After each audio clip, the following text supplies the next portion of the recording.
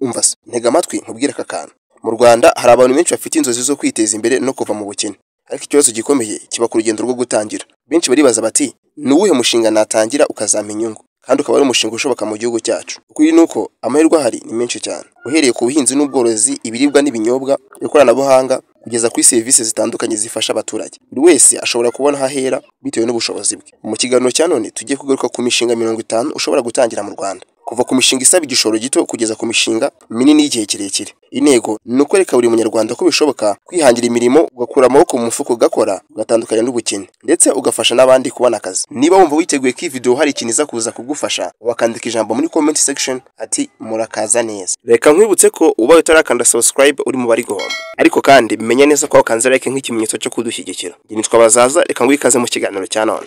Iyi mishinga 50 tugiye kurebera hamwe ushobora gutangira mu Rwanda iri mu bice 5 bikurikira. Tugiye guhera ku gice cya 5, gusa turaza kugira ku gice cya mbere wamaje gufata umwanzuro w'umushinga ushobora kuza gukora mu mishinga 50 tugiye kuguha. Igice cya 5 kijyanye n'ubuhinzi n'ubworozi. Rimwe, ushobora guhinga imboga n'imbuto, ni ukuvuga inyanya, karoti, watermelon n'izindi. Kabiri, ni ubworozi bw'inkoko zitanga amagi. Gatatu, ni ubworozi bw'ingurube. Kane, ni ubworozi bw'amatungo magufi, ubwo ni ukuvuga ngo ni ihene, intama n'andi. Gatanu, ni ubuhinzi bw'ibinyampeke, ndavuga ibigori, umuceri n'ibindi. Gatandatu, ni uguhinga ibihumyo, mushroom farming. Karindwi, ni ubworozi bw'amafi mu byuzi, fish farming. Umunani, ni ubworozi bw'inzuki n'ubucuruzi bw'ubuki. Icyenda, ni uguhinga urutoki mu buryo bugezweho. Icumi, ni ubworozi bw'inkoko z'inyama, broilers.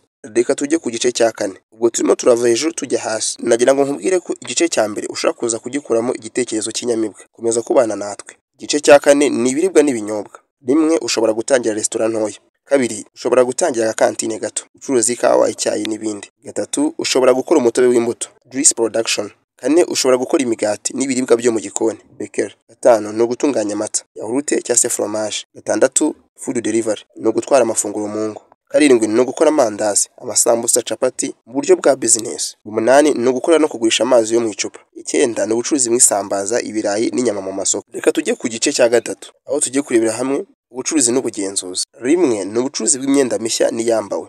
Kabiri, ni ubucuruzi bw'inkweto. Gatatu, ni ubucuruzi bw'ibikoresho by'ubwubatsi, sima n'ibindi. Kane, ni ubucuruzi bw'ibikoresho by'ikoranabuhanga, ni telefone, ni laptop n'ibindi bitandukanye. Gatanu, ni ugukodesha ibikoresho by'ubukwe, decoration tents. Gatandatu, ni ubucuruzi bw'imbuto n'imboga ku masoko manini. Karindwi, ni ubucuruzi bw'imiti y'amatungo. Umunani, ni supermarket cyangwa se iduka rinini. Icyenda, ni farumasi yemewe n'amategeko. 10, ni ubucuruzi bw'amavuta y'imodoka n'ibikoresho byayo. Umva se, reka nkwisabira akantu. Tubaye tukiri kumwe mu kiganiro, wakanditse ijambo turacyari kumwe. Reka dukomeze. Reka tujye ku gice cya 2. Nakiriza ko nacyo kibanzirize cya nyuma. Iki kirimo serivisi z'ikoranabuhanga. Ubwo rimwe, ni cyber cafe na printing services, biriya bisa nk'iby'irembo. Kabiri, ni graphic design and printing, ni ukuvuga aho printing amakarita, posters n'ibindi. Gatatu, ni web design and app development. Kane, ni photography and videography, aho ushobora gufata amashusho mu bukwe, mu birori runaka ndetse n'andi atandukanye.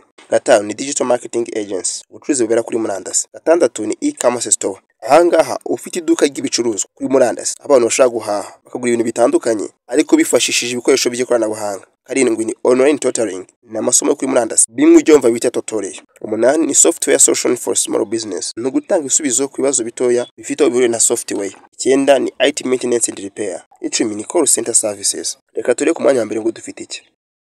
Ku mwanya wa mbere dufite ubukerarugendo n'imitangire ya serivisi, aho haza mu guest house cyangwa se hoteli ntoya. Kabiri, tour guide company. Gatatu, ni car rental services. Kane, ni ubwikorezi bwa moto cyangwa imodoka, moto taxi fleet. Gatanu, ni salo yo gusokoza no gutunganya imisatsi. Gatandatu, gym and fitness center. Karindwi, ni mobile money services. Umunani, ni laundry and dry cleaning services. Icyenda, ni event management company, ahangaha ushobora gutangiza ikompanyi ishinzwe ibintu bijyanye no kumanaginga ndetse no gushyira ku murongo ibirori bitandukanye. Point ntekereza ko ya nyuma ni yitwa career and delivery services, no kuvuga ahangaha ubutwaza abantu ibintu runaka ubivana ahantu hamwe ubijyana ahandi bakakwishyurira iyo serivisi. Ikikwiye kumenya nuko iyi mishinga yose irashoboka mu Rwanda bitewe n'ubushobozi ufite, ubumenyi ndetse n'isoko uri kugurishaho.